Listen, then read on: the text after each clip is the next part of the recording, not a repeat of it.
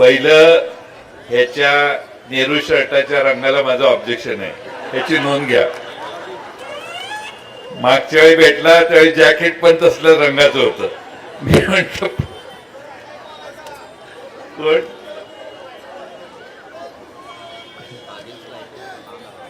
आपल्या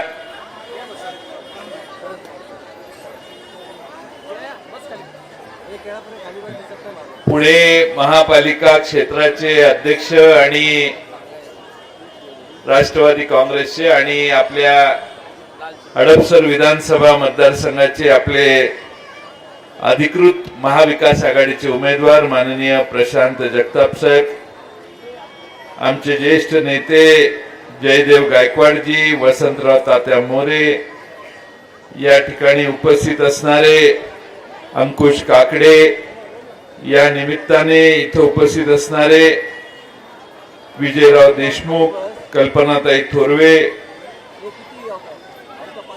समीर तुपे, या ठिकाणी उपस्थित असणारे प्रवीण तुपे, निलेश मगर, सुनील जगताप, स्वातीताई पोकळे, जिल्हा राष्ट्रवादीचे ग्रामीणचे अध्यक्ष जगन्नाथ बापू शेवाळे, भगवान वैरट, सचिन खरात,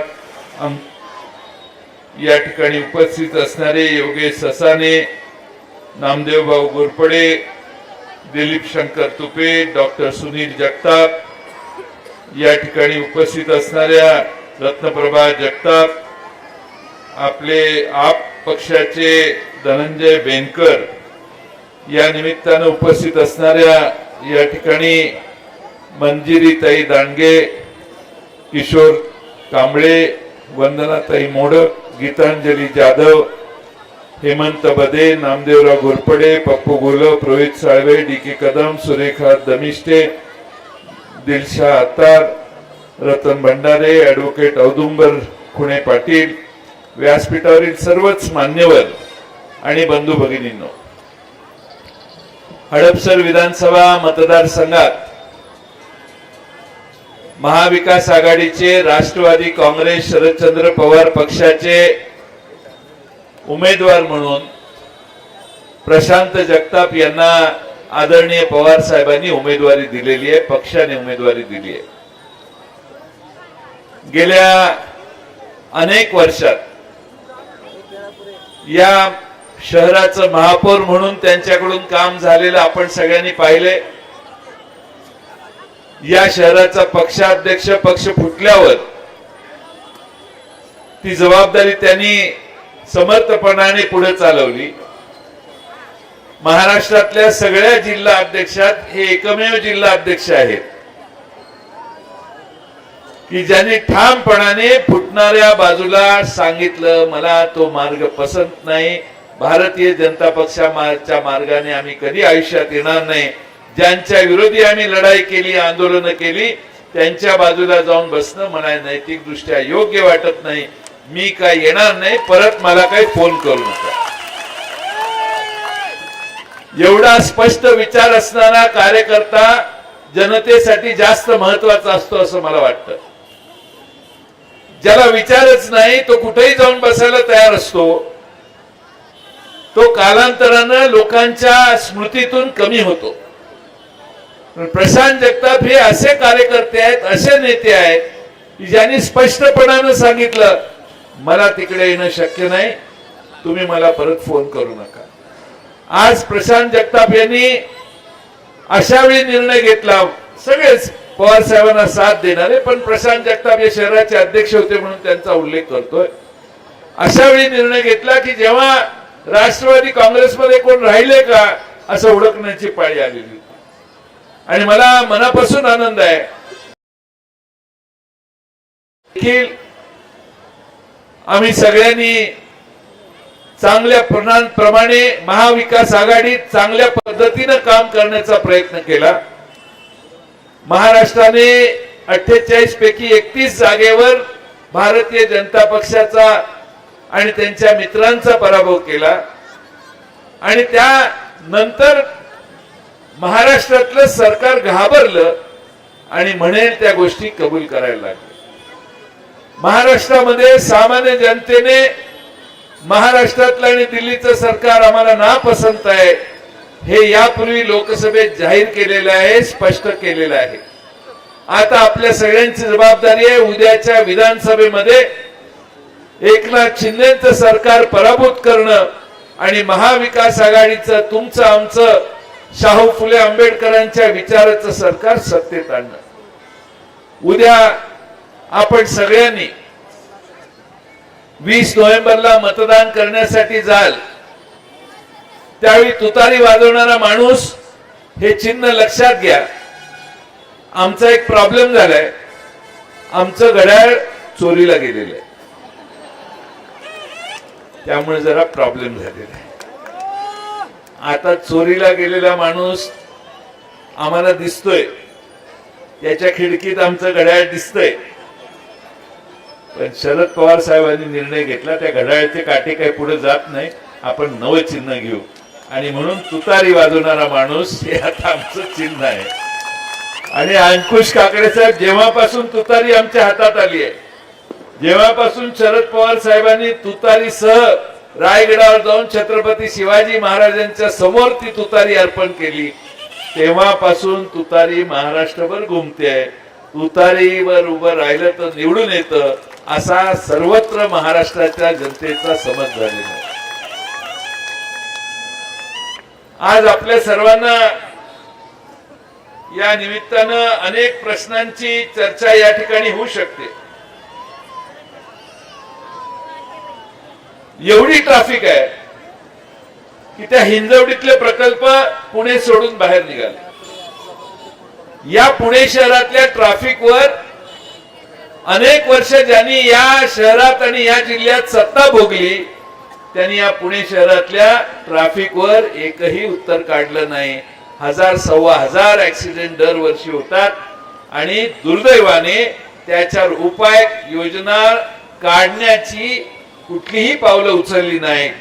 आता रिंग रोड म्हणे जाहीर केलेलं आहे, पण अद्याप काम चालू झालेलं नाही.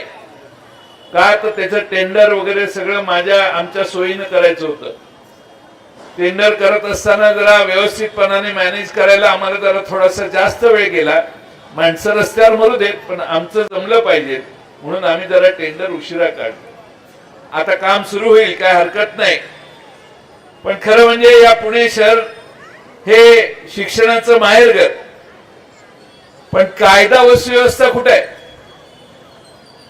आमच्या पुणे शहराला आता दुसरी ओळख ही लोक करून द्यायला लागली आहे त्यांच्या नाकर्तेपणामुळे. हे कदाचित ड्रगचं एक वेगळं केंद्र होतंय का अशी भीती भारतात या ड्रग कंट्रोल करणाऱ्या लोकांच्या मनात यायला लागली. रुग्णालयामधून देखील ससून सारख्या ड्रगची सर्रास चोरी विक्री व्हायला लागली आहे. आज आपण कोयता गँग आपण बघितली कात्रज आणि सिंहगड रोडला. पुण्यातल्या इतर भागातही कोयता गँग सक्रिय झाली आहे. दहशतीचं वातावरण पुण्यातल्या बऱ्याच भागात आहे. यांना साध्या कोयता गँगचा बंदोबस्त करता आला नाही. हे काय राज्यात कायदा आणि सुव्यवस्था ठेवणं. आज या ठिकाणी आपण पुण्यातल्या ट्रॅफिकचा प्रॉब्लेम पूर्वी हिंजवडीला वाढायला लागला, आता खराडीला वाढायला लागला, मगर पट्ट्याला देखील आज पुणे शहरातल्या ट्रॅफिकचा त्रास व्हायला लागला. आणि म्हणून पुण्यातल्या उद्योगांना आता बाहेर जाण्याची इच्छा का निर्माण होते याचं कधीतरी आज डोकावून विचार सरकारने केलाय का आणि याच्यावर काही उपाययोजना सरकारने केलाय का त्याचं उत्तर आज फारसं स्पष्टपणाने आपल्या समोर आहे. या पुणे शहरातले अनेक प्रश्न आहेत.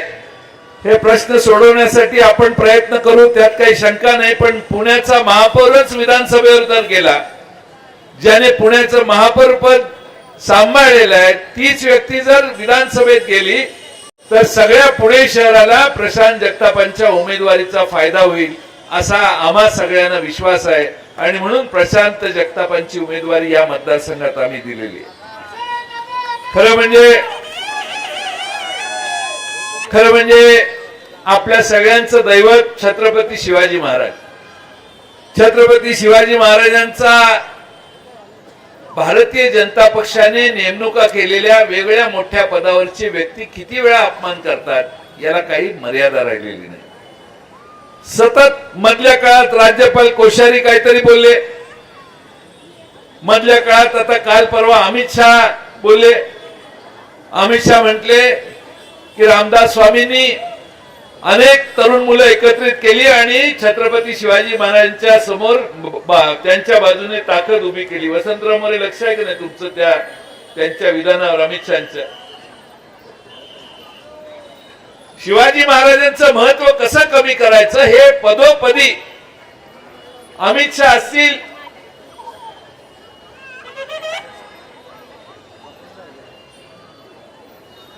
अमित शहा असतील आणि अमित शहाच्या बरोबर ह्या भारतीय जनता पक्षाचे सगळे नेते महाराजांचा खोटा विचार आणि खोट्या असा इतिहास समोर मांडायचा प्रयत्न करतात. काल परवा अलीकडच्या काळामध्ये आपण थोडस बारकाईनं बघितलं तर केंद्र सरकार आणि यांचा प्रचार काय, तर डबल इंजिनचं सरकार असलं तर जरा जास्त पैसे मिळतील.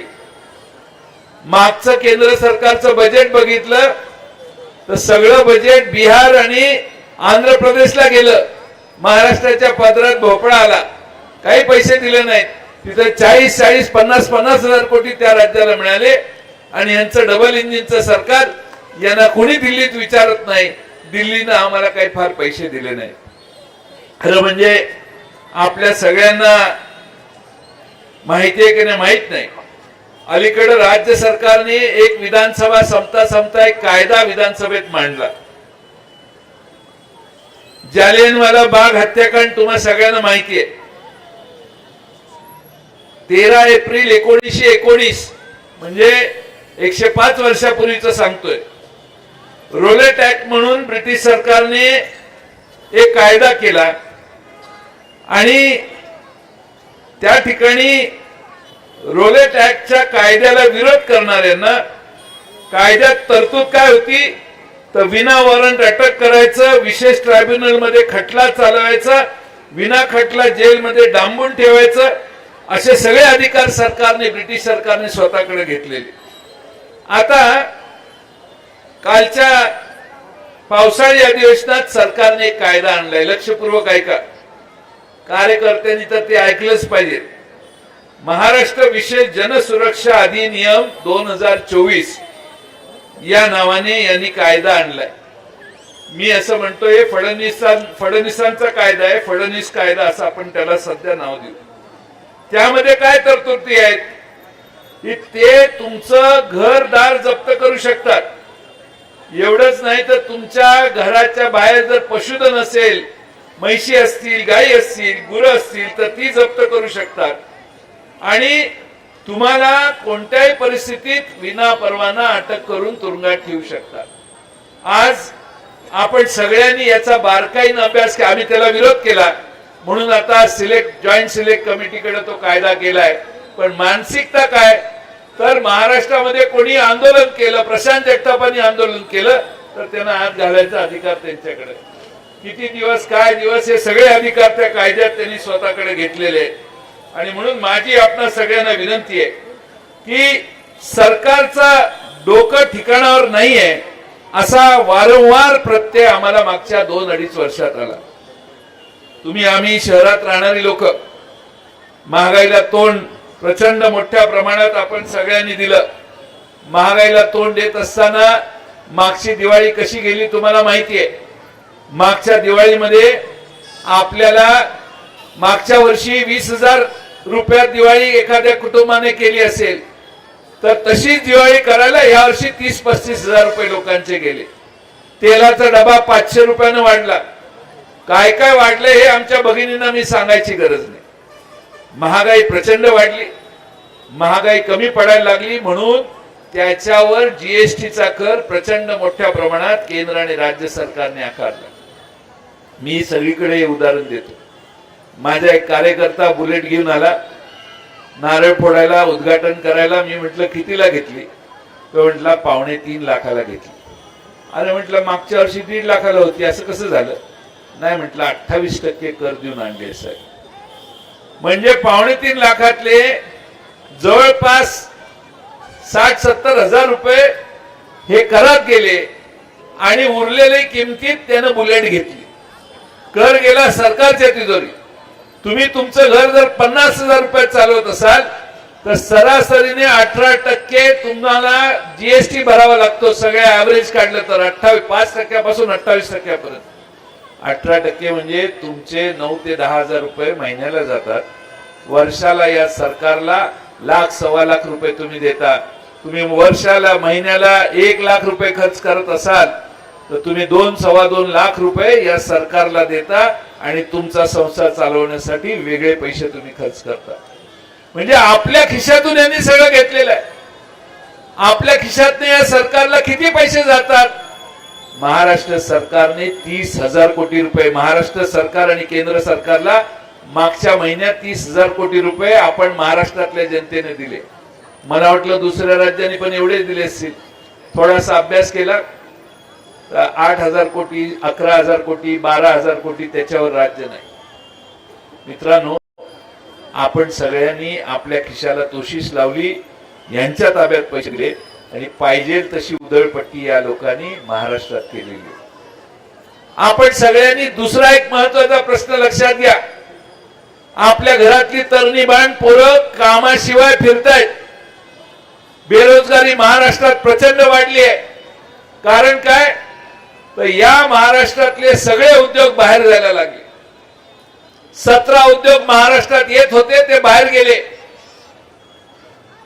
फॉक्सकॉन नावाचा एक प्रकल्प तळेगावला 1.5 लाख पोरांना नोकऱ्या लागल्या असत्या आपल्या, तो तिकडे गेला. टाटा एअरबस नावाची कंपनी गेली. आपल्या महाराष्ट्रात येणार होती. 20-25 हजार कोटीची गुंतवणूक होती. 7-8 हजार पोरांना नोकऱ्या लागल्या असत्या. काल गेल्या 2 आठवड्यापूर्वी नरेंद्र मोदी साहेबांनी बडोद्याच्या शेजारी टाटा एअरबसचं उद्घाटन केलं. भूमिपूजन नाही, उद्घाटन. प्रकल्प सुरू पण झाला. पण मुख्यमंत्र्यांना आणि 2 उपमुख्यमंत्र्यांना केंद्र सरकार, नरेंद्र मोदी आणि अमित शहाना जाब विचारण्याची यांची ताकद नाही, मानसिकता नाही. महाराष्ट्राच्या बाजूने हे बोलतच नाही. महाराष्ट्र आनंद दिलेला आहे गुजरातला.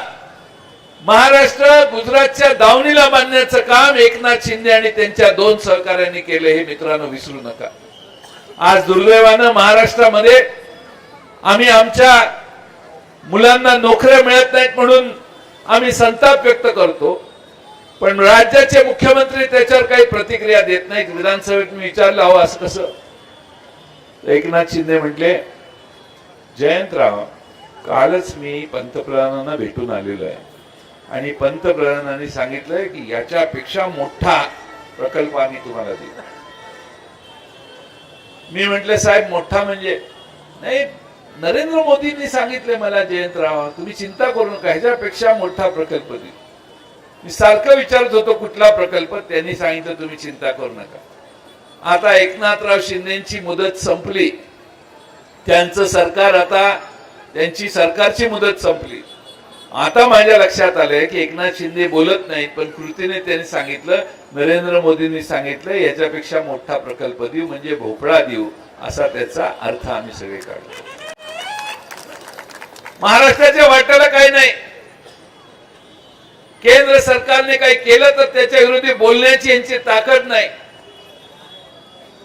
बेरोजगारीची समस्या दिवसेंदिवस वाढली. मी तुम्हाला 2च उदाहरणं देतो. मी महाराष्ट्राचा अर्थमंत्री होतो त्यावेळी महाराष्ट्राचं दरडोई उत्पन्न गुजरातपेक्षा चांगलं होतं. आम्ही 2ऱ्या, 3ऱ्या, 4थ्या क्रमांकाला होतो. आज दुर्दैवाने काय चित्र आहे? आम्ही 11व्या क्रमांकावर खाली गेलो. गुजरात लय आपल्या पुढे गेलं. कधीपासून झालं? 2016 पासून महाराष्ट्र गुजरातच्या खाली गेला. दरडोई उत्पन्न कमी म्हणजे महाराष्ट्रातली जनता गुजरातच्या जनतेपेक्षा कमी श्रीमंत आहे. गुजरातमध्ये जास्त उत्पन्न आहे. गुजरातमध्ये दर माणशी जास्त उत्पन्न आहे. म्हणजे गुजरातची माणसं महाराष्ट्रापेक्षा गरीब आहेत असा त्याचा अर्थ निघतो। आणि याचा अर्थ जर असा निघत असेल तर हे कुणामुळे झालं तर जेव्हा नरेंद्र मोदी आणि देवेंद्र फडणवीस केंद्र आणि महाराष्ट्रात बसले तेव्हापासून आमची अधोगती सुरू झाली। दुसरा एक महत्त्वाचा मुद्दा सांगतो। एक 8 दिवसापूर्वी पेपरला तुम्ही वाचलं असेल, भारताच्या सकल उत्पन्नात महाराष्ट्राचा वाटा नेहमी 15% असायचा। या वर्षी पहिलं वर्ष आहे की भारताच्या सकल उत्पन्नात आमचं 15% उत्पन्न आता 13% खाली आलं। 2% घसरण म्हणजे काही लाख कोटी रुपये आम्ही कमी घेतले, कमी निर्माण केली, संपत्ती कमी निर्माण झाली। याचा अर्थ स्पष्ट आहे की आमची अधोगती झाली।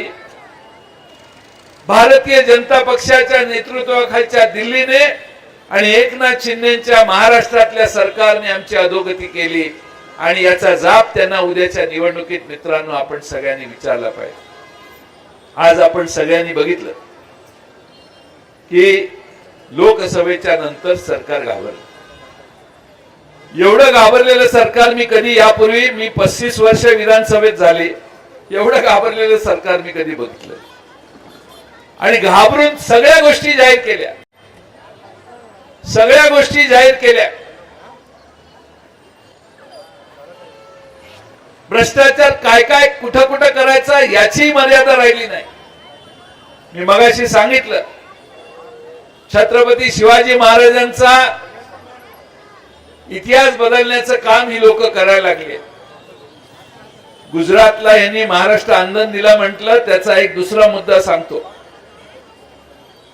मधल्या काळात देवेंद्र फडणवीस साहेबांनी भाषण केलं। लहान मुलांनी देखील तुम्ही आम्ही सगळ्यांनी इतिहास वाचलाय। छत्रपती शिवाजी महाराजांनी सुरत 2दा लुटली। सुरतेवर हल्ला छत्रपती शिवाजी महाराजांनी केला आणि 2दा सुरत लुटली। देवेंद्र फडणवीस असं म्हटले की छत्रपती शिवाजी महाराज हे सुरतेला गेले, सुरतेवर त्यांनी स्वारी केली आणि ते परत आले, सुरत त्यांनी लुटली नाही। जे इतिहासात लिहिलेलं आहे, जे लहानपणापासून आम्ही सगळे वाचतोय ऐकतोय आणि जी सत्य परिस्थिती आहे, ज्या सुरतेतनं लूट आणली आणि महाराष्ट्रातले गडकोट किल्ले उभारण्याचं काम छत्रपती शिवाजी महाराजांनी महाराष्ट्रात करून दाखवलं, ते कमी लेखण्याचा हा वेगळा प्रयत्न देवेंद्र फडणवीस आज महाराष्ट्रात करतायत। त्याच्या पुढे जाऊन मी सांगतो, छत्रपती शिवाजी महाराजांचा गडबडीत यांनी पुतळा उभा केला। मोदी साहेबांनी उद्घाटन केलं। लोकसभेच्या आधी शिवाजी महाराजांचा पुतळा उभा केला की मतं आपल्याला जास्त मिळतील, या गडबडीत यांनी हा पुतळा उभा केला। त्याच्या आधी पूर्वी एका 19 सालच्या आधी पुतळा स्मारक मुंबईच्या समुद्रात उभं करायचं होतं। बोटीनं देवेंद्र फडणवीस साहेबांनी आमच्या नरेंद्र मोदी साहेबांना समुद्रात नेलं आणि पाण्यावर यांनी भूमिपूजन केलं। पाण्यावर भूमिपूजन मी आयुष्यात पहिल्यांदा बघितलं। आज तो पुतळा उभा नाही, स्मारक उभं नाही, ठीक आहे, पण मालवणला जो उभा केला पुतळा, तो पुतळा या लोकांनी अशा पद्धतीने उभा केला की 8 महिन्याने तो पुतळा कोसळला। शिवाजी महाराजांचा स्वाभिमान प्रत्येकाला आहे, त्या प्रत्येकाला वाटलं की महाराष्ट्राचा स्वाभिमान कोसळला। एकनाथ शिंदे साहेब म्हटले की ते वारं फार आलं म्हणून पुतळा कोसळला।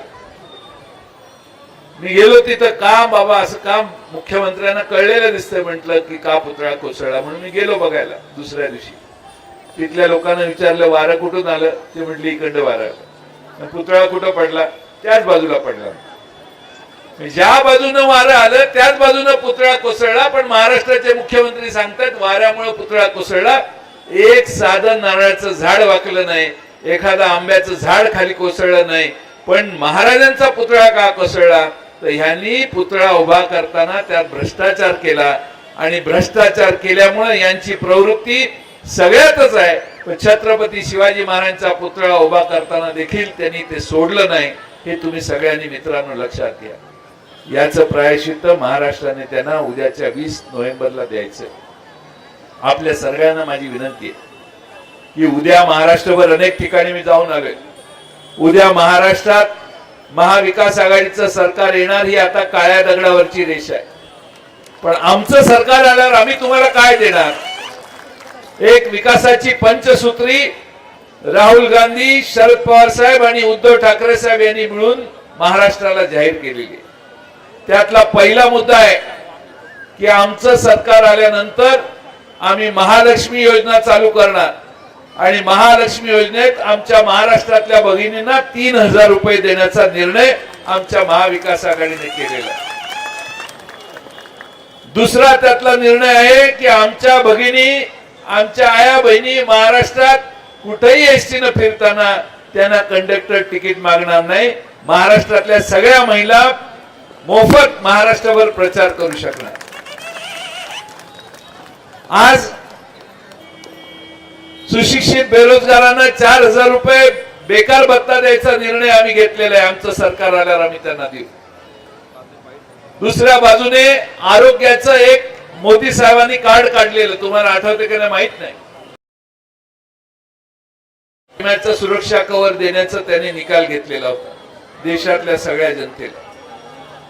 असा कोण आहे का इथं माहीचा लाल की ज्याला 5 लाख रुपयेचं कार्ड घेऊन गेला आणि साई स्नेह हॉस्पिटल, रुबी हॉस्पिटल, आणखीन कुठल्या मुंबईच्या किंवा पुण्याच्या हॉस्पिटलमध्ये ते कार्ड दाखवलं आणि तुम्हाला सांगितलं नाही नाही तुम्ही ऍडमिट व्हा, तुम्ही काय पैशाची चिंता करू नका. असं कुणाचं झालं असेल तर सांगा. झालं असेल तर आम्ही मागे घेतो. मोदी साहेबांनी अनेक घोषणा केल्या, त्यातली एक घोषणा होती, पण आमच्या महाविकास आघाडीने निर्णय घेतलेला आहे की महाराष्ट्रातल्या सामान्य जनतेचे कुटुंबाचा विमा 25 लाख रुपयापर्यंत आम्ही काढू. तो सामान्य माणूस कुठल्याही हॉस्पिटलमध्ये गेला त्याचे 5 जण किंवा 7 जण जे काही घरात असतील त्या सगळ्यांचा मिळून 25 लाख रुपयाचा विमा काढू आणि त्याच्यावर येणारा खर्च हा सरकार सोसेल आणि हॉस्पिटलला डायरेक्ट त्याची इन्शुरन्स कंपनीच्या मार्फत पेमेंट करू. ही भूमिका आता आम्ही स्वीकारलेली आहे. मी या सगळ्या गोष्टी यासाठी सांगतोय. मग कर्जमाफीचाही शेतकऱ्यांचा निर्णय आहे, पण तो तुम्हाला इथं सांगून उपयोग नाही आज, कारण तुम्ही शहरात राहणारे नागरिक आहात. पण हे आपल्या सगळ्यांना का सांगतोय तर आमचं सरकार आल्यावर हे सगळं आम्ही करू शकतो. आज आपल्या सगळ्या भगिनींना आणि सगळ्या पुरुषांना विनंती आहे, विशेषतः सगळ्या पुरुषांना जे कुटुंबासहित आलेले नाहीत त्यांना घरी जायचं आणि माझं एक काम करायचं, घरात जायचं आणि पहिली चर्चा जेवताना करायची. सांगायचं दाढीवाला 1,500 रुपये देत होता, ह्यो आज बाबा आलाय तो 3,000 रुपये द्यायला तयार आहे. एवढं माझं काम करा. तेवढं काम केलं की विषय संपला. आता आम्हाला लोक म्हणतात ह्यांच्या बापालाही हे करता येणार नाही. अरे 9 वर्ष राज्याचा अर्थमंत्री राहिलोय. महाराष्ट्रातल्या जनतेला अतिशय विश्वासानं सांगतो की तुमच्या आयुष्यातल्या प्रत्येक विषयाला स्पर्श करणारा आमचा जाहीरनामा आजच दुपारी जाहीर झालेला आहे. तो जाहीरनामा उघडून बघा. महाराष्ट्रातल्या सामान्य माणसांना राष्ट्रवादीने प्रश्न विचारलेले की सूचना करा, त्या सूचनांचं संकलन महाविकास आघाडी समोर आम्ही मांडलं. काँग्रेसने काही सूचना केल्या, शिवसेनेने काही सूचना केल्या आणि त्यातून आम्ही जाहीरनामा तयार केलेला आहे. आणि माझा विश्वास आहे की महाराष्ट्राला तो जाहीरनामा मान्य होईल. महाराष्ट्र त्या जाहीरनाम्याच्या मागे उभा राहील आणि महाराष्ट्राला पुन्हा एकदा पूर्वीचे जुने दिवस आणायचे असतील, महाराष्ट्र कायदा व सुव्यवस्थेत पुन्हा पुढे न्यायचं असेल, महाराष्ट्रातली महागाई कमी करायची असेल, महाराष्ट्रातल्या आया बहिणींना पुरेसं संरक्षण द्यायचं असेल तर तुम्हा सगळ्यांना माझी विनंती आहे की आपल्या मतदारसंघामध्ये प्रशांत जगताप हा आमचा उमदा आणि तुम्हा सगळ्यांचा आवडता नेता या ठिकाणी उभा केलाय. शेवटी पैशानं सगळं मोजणारी माणसं समोरच्या बाजूला आहे. आता पैसे एवढे खर्च होतील की तुम्हाला काय घाई झाली का? तर थांबा ना. पैसे एवढे मोजले जातील, पैसे एवढे खर्च होतील, पैशाने आपण काही करू शकतो असं समजणारी पुढे आहे. पैशाने मराठी जनता इमान विकणार नाही हा आमचा सगळ्यांचा विश्वास आहे. शिवसेना फोडली, खोके देऊन फोडली असं महाराष्ट्र नाही देश म्हणतो. आमचा पक्ष फोडला, तो कशामुळे फोडला हे भुजबळ साहेबांनी काल परवा सांगितलेलं आहे. भुजबळ साहेबांनी सांगितलं, मला मी ओबीसी असल्यामुळं मला फार त्रास झाला, सेंट्रल एजन्सी ईडी वगैरे सीबीआयचा मला फार त्रास झाला असं भुजबळ साहेब म्हटलेले आहे. ओबीसींना त्रास देण्याच्या संदर्भात केंद्र सरकारच्या यंत्रणा एवढ्या तत्पर होत्या आणि बाकीच्या सगळ्यांना ईडीच्या नोटीस आलेल्या होत्या, ईडीची चौकशी चालू होती. भुजबळ साहेब म्हटले, आम्ही सगळे एकत्रित बसलो, चर्चा केली आणि विषय संपवला, आम्ही तिकडे निघून गेलो. शरद पवार साहेबांना सोडण्याचं कुठलंही तात्विक कारण नाही. नरेंद्र मोदींचे मुद्दे पटतात म्हणून विषय नाही, नरेंद्र मोदी फार चांगले आहेत म्हणून ही लोक तिकडे गेलेले नाही. ही खोलात विहिरीत पडलेली, त्यातनं बाहेर येण्यासाठी नरेंद्र मोदींच्याकडे जाण्याचं काम यांनी केलं. यांना साधन सुचिता नाही. जेवढे जेवढे म्हणून तिकडे गेले आमच्यातले आमदार, त्या सगळ्यांच्या मागे कमी जास्त प्रमाणात भोंगे होते म्हणून ते सगळे तिकडे गेले. आणि म्हणून पारदर्शी, स्पष्ट, निष्ठेनं, प्रामाणिकपणानं राजकारण करणाऱ्या प्रशांत जगतापच्या मागे तुम्ही उभा राहा. माझी तुम्हाला कळकळीची विनंती आहे. प्रशांत जगताप या भागाचं नेतृत्व करताना मला आनंद आहे. व्यासपीठावर सर्व पक्ष, वसंतराव मोरेजी, आपण आता मशाल घेतलेली आहे. आम्ही तुमच्या हातात तुतारी पण कधी देऊ शकतो. आमची माझे ते आवडते नेते, मी ते काही त्यांचं स्टेटमेंट आलं की लगेच बघत असतो काय वसंतराव मोरे म्हटले. लोकसभेला पण त्यांच्यावर माझं फार लक्ष होतं, पण चुकून भेट झाली म्हणून मी आपलं सांगितलं. पण आपलं काय तसा प्लॅन नाही आहे. पण सांगण्याचा मुद्दा की आज प्रशांत जगतापांच्या मागे तुम्ही सगळे उपस्थित आहात. काका चव्हाण पण आलेले आहेत. काका चव्हाण खडकवासल्याचा उमेदवार निवडून आलाय असं समजून इथं येऊन खुर्चीवर बसलेले आहेत. त्यामुळं ती पण सीट आमची निवडून येणार, ही पण सीट निवडून येणार आणि आता पर्वतीला आमची सभा आहे, ती सीट निवडून येणार. कारण पुणेकरांनी ठरवलंय भारतीय जनता ते भारतीय कोण इथं मंत्री आहेत ना, सहकार मंत्री मोहोळ, कोण मुरलीधर मोहोळ, त्यांनी कुठेतरी भाषण केलं तिकडे की जयंत पाटलांच्या कारखान्याला एवढे एवढे पैसे दिले तरी जयंत पाटील असं बोलतात. अरे मी माझ्या कार्यकारी संचालकाला विचारलं किती पैसे आले आपल्याकडं, आपण कुणाचे कधी घेतले का, मी कधी जाऊन कोणाला विनंती केली का, नाही म्हटले तसं काही झालेलं नाही. पण हे 50 वर्षात, 20 वर्षात, 10 वर्षात ती बेरीज केली असेल तर माहित नाही म्हटले. पण एनसीडीसीचा दुरुपयोग करून सगळ्या कारखान्यांना वाकवण्याचं काम आज देशाचं सरकार करते. आमच्या अनेक आमदारांना तिकडे जाण्याचं प्रमुख कारण ते आहे. पण सांगण्याचा मुद्दा असा की मुरलीधर मोहोळांना जरा राजाराम बापू कारखान्यावर जरा एकदा घेऊन जातो, कारखाना कसा चालवायचा असता ते त्यांना दाखवतो. मी काही खाजगी कारखाने काढलेले नाही, खाजगी कारखाने काढून माझी प्रॉपर्टी वाढवण्याचा उद्योग मी केलेला नाही.